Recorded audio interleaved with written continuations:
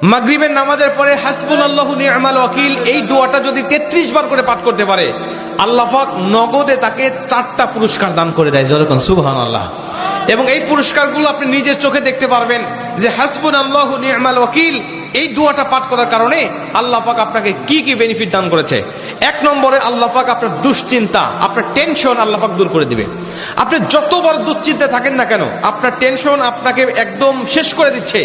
আপনি যদি হাসবুনাল্লাহু নি'মাল ওয়াকিল মানে আল্লাহ আমার জন্য যথেষ্ট, আল্লাহ আমার জন্য অভিভাবক হিসেবে যথেষ্ট, আপনি যদি দোয়া করতে পারেন, আল্লাহ পাক বলেন যে আমি আল্লাহ পাক তার টেনশন, তার দুশ্চিন্তা একেবারে দূর করে দেই। এটা হলো প্রথম নম্বর বেনিফিট।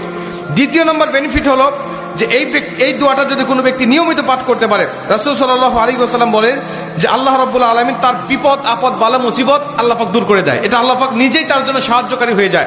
বিপদ আপদ বালা মুসিবত তার সামনে আর কিচ্ছু রাখে না।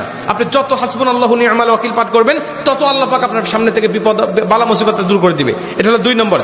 3 নম্বরে নবীজি সাল্লাল্লাহু আলাইহি ওয়াসাল্লাম বলেন যে ব্যক্তি হাসবুনাল্লাহু নি'মাল ওয়াকিল বেশি বেশি পাঠ করবে, আল্লাহ রাব্বুল আলামিন সে যদি কারোর দ্বারা জুলুম শিকার হয়ে থাকে, সে মাজলুম, তার উপরে কেউ জুলুম করেছে, তার উপরে কেউ কষ্ট দিয়েছে, তাকে এই কষ্টটা সে পেয়ে আল্লাহ পাকের কাছে হাসবুনাল্লাহু নি'মাল ওয়াকিল পাঠ করেছে, আল্লাহ পাক বলেন নিজেই আমি ওই মাজলুমের পক্ষে হয়ে যাই, জালিমের বিপক্ষে আমি আল্লাহ নিজের অবস্থানটা দাঁড় করা দেই। যেরকম সুবহানাল্লাহ।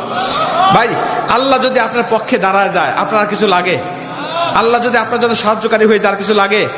আপনাকে কোন জালিম আপনার উপর জুলুম করছে, আপনি হয়তো বা সেই জালিমের কাছে আপনি কিচ্ছু না, একেবারে তুচ্ছ, কিন্তু আল্লাহ তো তার থেকে অনেক বেশি শক্তিশালী। আল্লাহ পাক বলে যে আমি তখন ওই মাজলুমের পক্ষে দাঁড়া যাই, ওই জালিমের বিপক্ষে দাঁড়া যাই, আমি আল্লাহ আমার নিজের মতো করে আমি তখন বিচারটা শুরু করে দেই। যেরকম সুবহানাল্লাহ। এজন্য যদি কেউ আপনার উপর জুলুম করে, আপনি হতাশা হবেন না, আপনি কষ্ট পাবেন না, আপনি আসমানের দিকে মুখটা উঁচা করে বলবেন হাসবুনাল্লাহু নি'মাল ওয়াকিল নি'মাল মাওলা ওয়া নি'মান নাসির।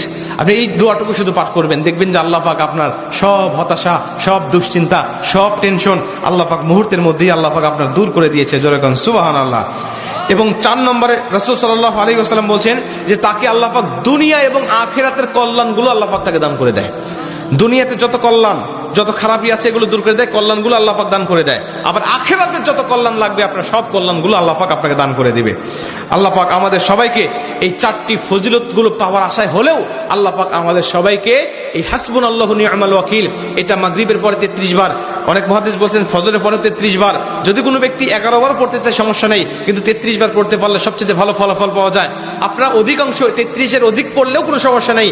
এক কথায় যে ব্যক্তি হাসবুনাল্লাহু নি'মাল ওয়াকিল বেশি বেশি পাঠ করবে, আল্লাহ পাক তাকে এই ফজিলতগুলো দান করবে। যেরকম সুবহানাল্লাহ।